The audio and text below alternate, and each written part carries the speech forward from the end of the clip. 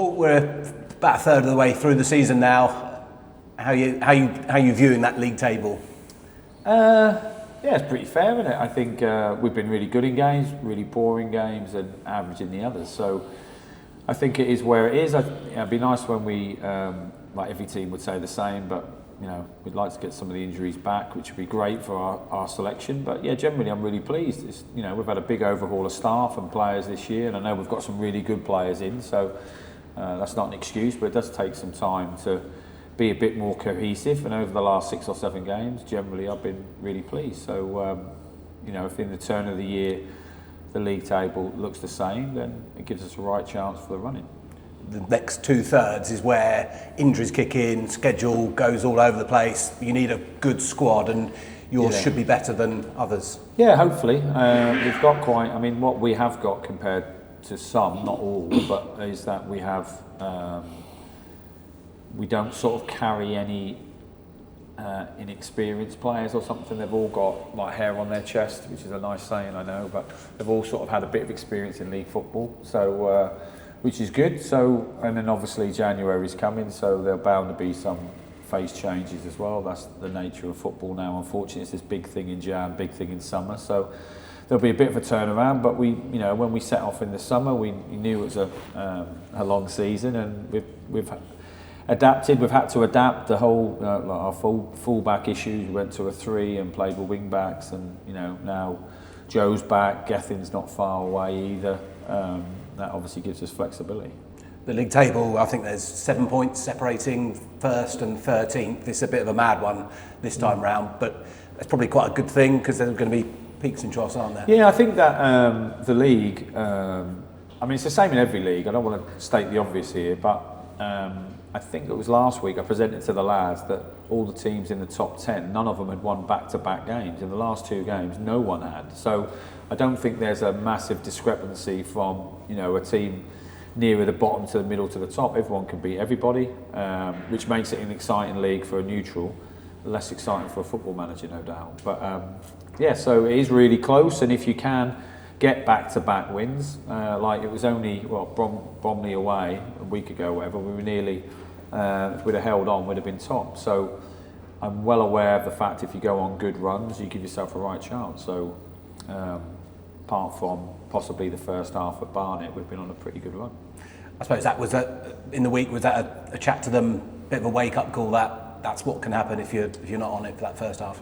Yeah, I think I might have mentioned it at half time a little bit, but yeah. But in fairness as well, and this is like respecting the league, like no team spends the week, preparing to lay down and get their belly rubbed. Every team wants to beat you, and you can see that, like when Grimsby played Manchester United, they still want to beat Manchester United. Every team's coming after you. Every team works all week to try and beat you and to try and, silence your attributes, so to speak. So it didn't surprise me that Barnet played that well, and they were, a really difficult team to play against. And, we had to tweak a couple of things, and we just done enough to get a point. So, a point away from home at Barnet at the end of the season might look really good.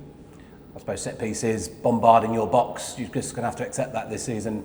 Yeah, and in fairness, every team's got really good players because, if we could, you'd go off headhunting their best players, wouldn't you? That's football, really. So every team's got good players. I thought their wing backs caused us all sorts of problems and pinned us back. And, we didn't have as many answers as I would like. We didn't have as much control as I would like. But the lads' attitude and, never say die sort of attitude, but they're really confident and they stayed in the game, and we got a goal just before half time, and I've alluded to it before, but I think it was our first cross in the box after 38 minutes, so that's what's disappointing.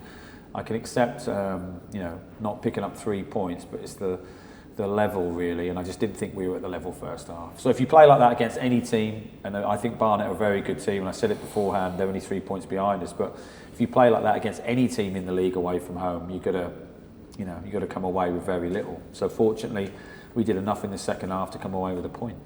A few of your squad players played in the midweek game. I know they're difficult games, you're playing with kids as well, but didn't quite do enough to suggest that they should be knocking on your door, maybe? Yeah, it's a difficult game. I mean, I've played in them games, and sometimes it's weird. You can try too hard. I know it might not look like that at times, but you can overthink things and start doing things you don't normally do because you want to impress. But really, for me, I do read something into it. I'd be lying if I said it doesn't matter. But it's also just to get some minutes into some of them as well, because if I want to involve them in the next game or the game after, I just know that they took a little bit more rust off, which is a good thing. But yeah, it wasn't the most amazing performance, apart from our 16-year-old centre half. I thought was excellent. So there's always sunshine in every cloudy day. So in that respect, we virtually came out injury free. So that pleases me. Patterson has been rested lately, but he came on at half time and did well, so he must be pushing. Yeah. I mean, rested is a nice way to put it. He just hasn't been selected, but he's up for selection. I mean, he wasn't well,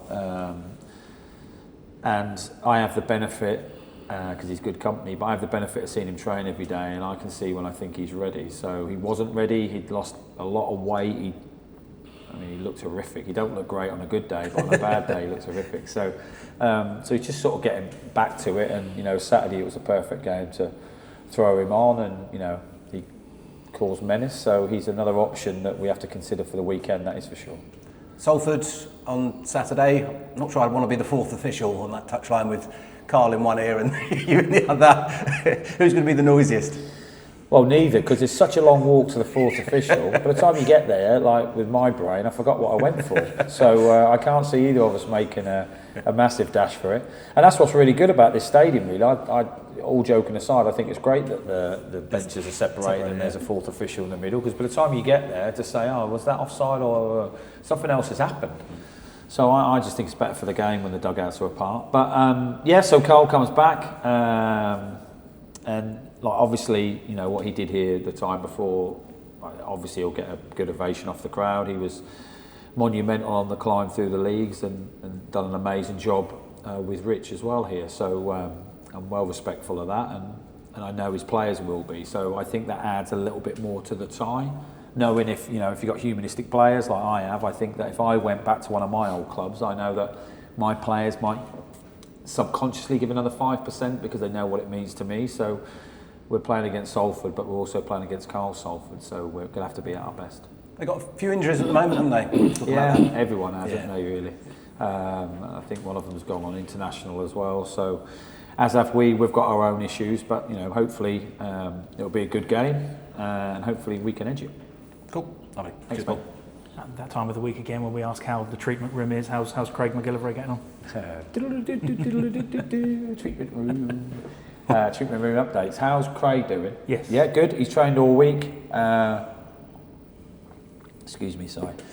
Trained all week. His first day's training. Wow. The first 3 shots went in. I had to say, whoa, let's just stop. What's happening here? It's gone, wow, it was quick. So, so he's just getting his feet back, really. His hands back, but you get my point. He's had a good week's training, no issues. No one's clattered into him.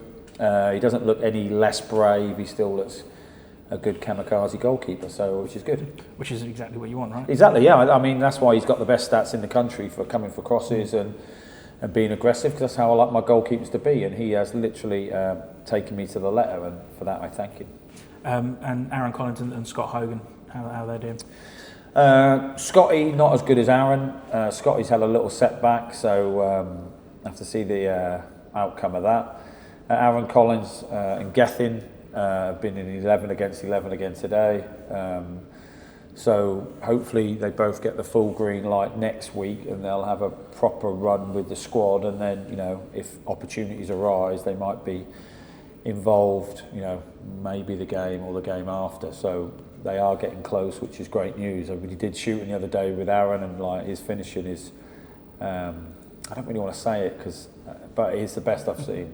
That's the honest truth. At my level of playing and everything, his finishing is a joke. So if we can get that into our team somehow, that would be great. That shows what you've missed, doesn't it? Because he's what played. Yeah, and in fairness, the lads have done great. So I'm not here to say, and it's always the way. Whoever you don't have gets better, always. And you think, wait till he comes back, and everyone's like, ooh.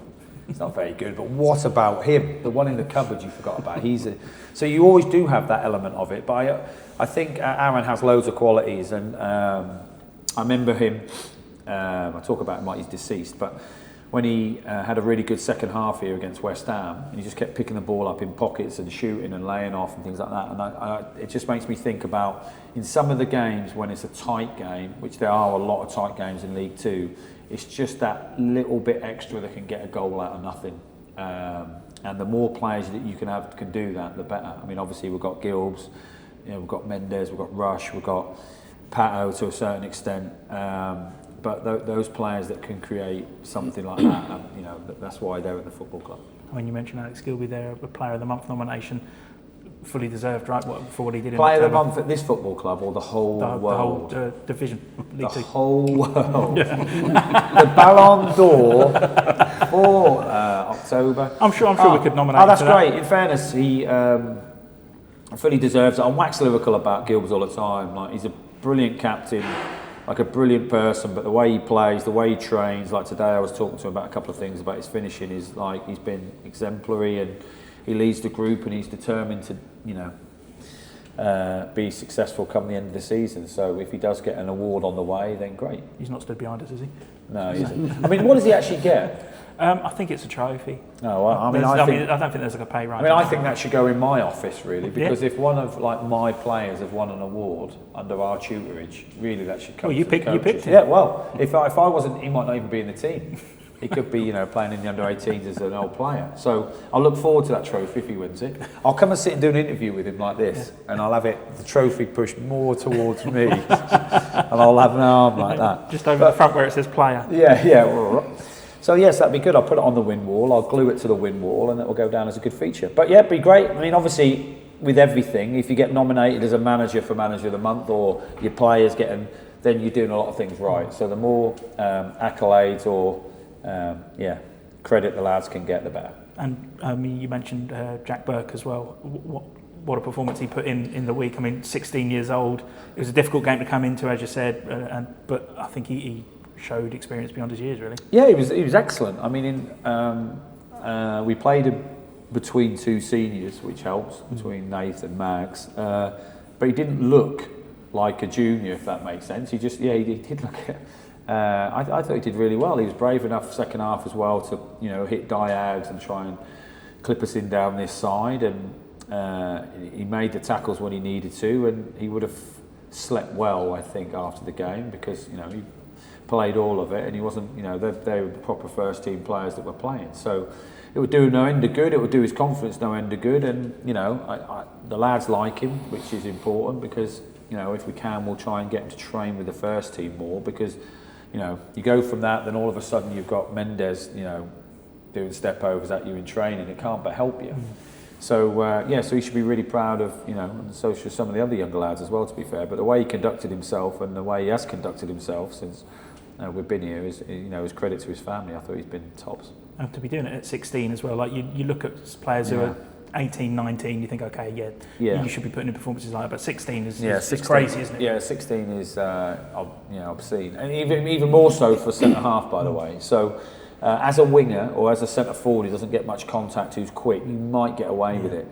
And if you go like historically about all the great players that have played at an early age, there's not that many centre halves. There might be the odd fullback, but not centre halves, because predominantly that's the most physical part of it. And if I now went downstairs and went, oh, by the way, I'm going to loan Jack out, where are you going to loan him to? Well, I thought I'd just loan him to Kings Lynn for a month. They'd be like, you can't loan a 16-year-old out to men's football, because it's a bit like, it's a bit too soon, and this and that.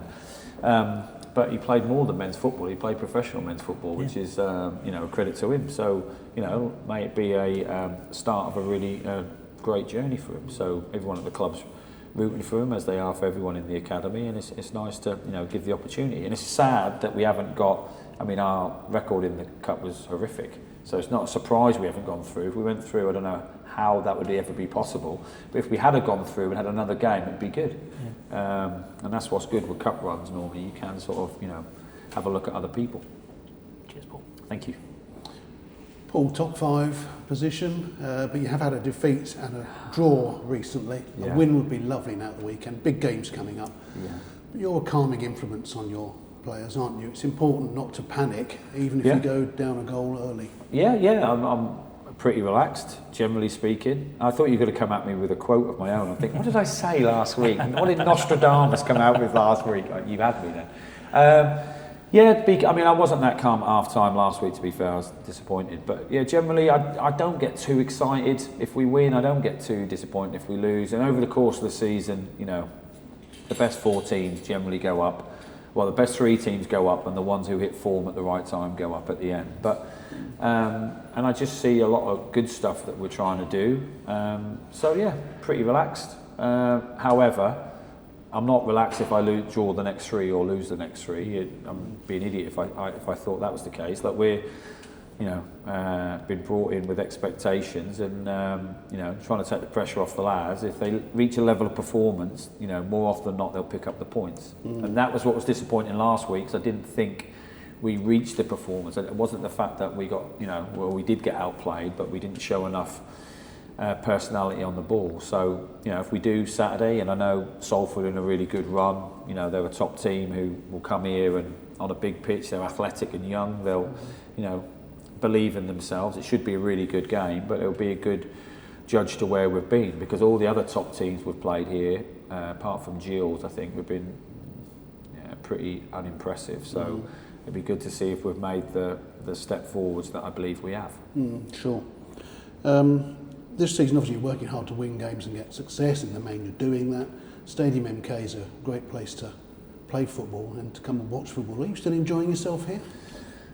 Yeah, it's great, to be fair. I mean, the only thing which is strange here, which I've never had in any other club, is that when I leave, I don't know what the weather's going to be like, because we're in like a dungeon, aren't we? So it's so strange. There's no natural light. So when I walk up the steps, it's dark. Or like we left the other day and I had a heated gilet, because I'm very nesh, and a coat and a bobble hat.